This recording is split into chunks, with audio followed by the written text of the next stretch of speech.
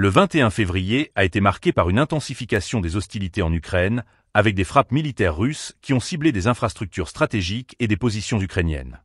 Un drone Gérant 2 a frappé un dépôt de pétrole à Karlovka, dans la région de Poltava, causant des dégâts importants et démontrant une fois de plus l'accent mis par les forces russes sur la destruction des ressources logistiques de l'ennemi.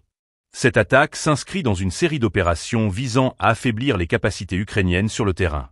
Dans le sud-est de Zaporozhye, le canon automoteur Pion de la 40e division a réussi à toucher à la fois l'équipement militaire et l'infanterie ukrainienne.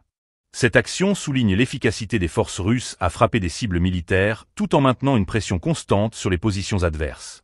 Parallèlement, le système d'artillerie Giat-5B a joué un rôle crucial en protégeant les mortiers de 120 mm et les M777 A2 ukrainiens situés près de Kupiansk, soulignant l'importance de la couverture aérienne dans le cadre de ces opérations militaires. L'entraînement des équipages des véhicules blindés Terminator se poursuit également dans la direction de Donetsk.